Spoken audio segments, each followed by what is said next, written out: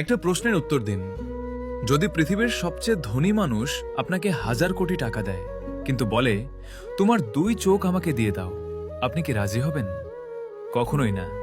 তাহলে একবার ভাবুন, যে চোখ দিয়ে আপনি মা বাবার মুখ দেখেন, কুরআন পড়েন, আকাশের সৌন্দর্য দেখেন, সেই অমূল্য নিয়ামত আল্লাহ আপনাকে 1 টাকাও না নিয়ে দান করেছেন।